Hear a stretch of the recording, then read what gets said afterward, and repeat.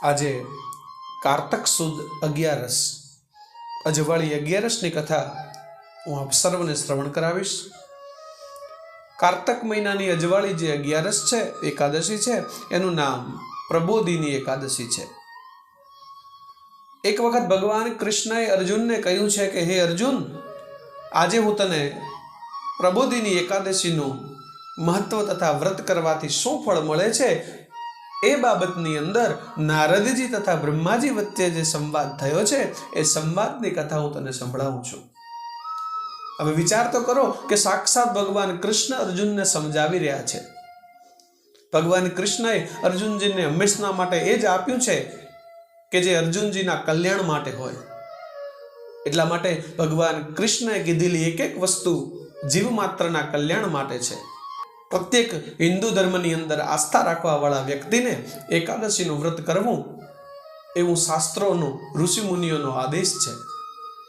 ધર્મ, અર્થ, કામ અને મોક્ષની પ્રાપ્તિ કરાવનાર જો કોઈ વ્રત છે તો એ છે એકાદશીનું વ્રત।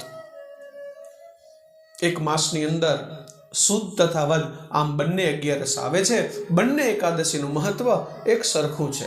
એનું મહત્વ કહેતા શ્રી કૃષ્ણએ અર્જુનજીને કહ્યું છે કે અર્જુનજી, એક સમયે નારદજીએ બ્રહ્માજીને પૂછ્યું છે કે હે સૃષ્ટિદાતા, હે પિતા, પ્રબોધિની એકાદશીનું મહાત્મ્ય અને ફળ શું હોય છે તે મને વિગતવાર અને વિસ્તારથી જણાવો, જેથી કરીને પૃથ્વી પર અધોગતિની નાવની અંદર, સમુદ્રની અંદર ડૂબકી મારી રહેલા અને વ્યાધિઓથી પીડાતા મનુષ્યો સુધી કરી અને આ વ્રતની કથા હું પહોંચાડી શકું અને એમને એક ઉત્તમ ગતિ અપાવી શકું।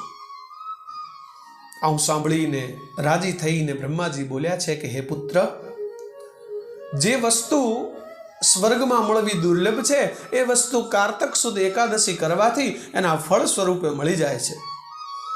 આટલો પ્રભાવ આ એકાદશીની અંદર રહેલો છે।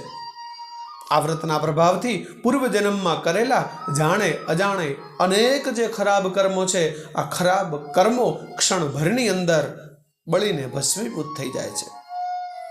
મનુષ્યની વ્યાધિઓ, ઉપાધિઓ પણ નાશ થાય છે અને સુખ શાંતિની પ્રાપ્તિ થાય છે। હે પુત્ર, હે નારદ, આ દિવસે ઉપવાસ કરવાથી અશ્વમેઘ તેમજ બાજપેયી યજ્ઞનું મહાફળ પ્રાપ્ત થાય છે। વ્રત કરનારે રાત્રે જાગરણ કરવું અહીં અત્યંત આવશ્યક છે। આ દિવસે પુણ્ય કાર્ય કરી દાન કરવામાં આવે તો મેરુ પર્વત જેટલું મહાન પુણ્ય પ્રાપ્ત થાય છે। વળી વિધિ વિના પુણ્ય કરવાનું કોઈ મહત્વ નથી, કારણ કે વિધાનથી જ આપણું મન નિર્મળ થાય છે અને વિધાન કરવાથી જ એક અલગ પ્રકારની શ્રદ્ધા ઉત્પન્ન થાય છે।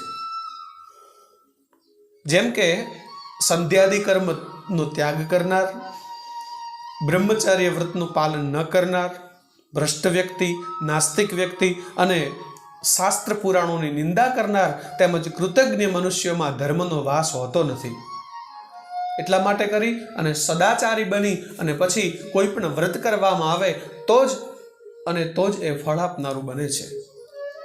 આથી હે નારદ, તારે પણ આ વિધિપૂર્વક ભગવાન વિષ્ણુની પૂજા સહિત આ પ્રબોધિની એકાદશીનું વ્રત અવશ્ય કરવું જોઈએ। આ એકાદશીના દિવસે મનુષ્યએ સવારે વહેલા ઉઠીને સંકલ્પ કરવો, ઉપવાસ કરવો અને ભગવાન વિષ્ણુની યથાયોગ્ય પૂજા કરવી।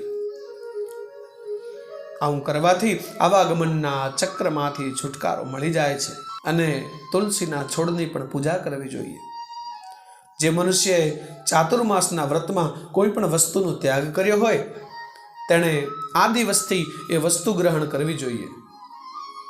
જે માણસ પ્રબોધિની એકાદશીના દિવસે વિધિપૂર્વક વ્રત કરે છે એમને અત્યંત સુખ પ્રાપ્ત થાય છે અને વૈકુંઠની અંદર સ્થાન મળે છે। આમાં સુંદર મજાની કથા જે બ્રહ્માજી અને નારદજી વચ્ચે સંવાદ થઈ રહ્યો છે એની આ અદ્ભુત કથા એ શ્રી કૃષ્ણ અર્જુનજીને કહી રહ્યા છે। તો કંઈક આવું મહત્વ અને પુણ્ય ધરાવતી આ કારતક સુદ એકાદશી છે જેની કથા મેં તમને સંભળાવી। જય શ્રી કૃષ્ણ, જય જય ભાગવત।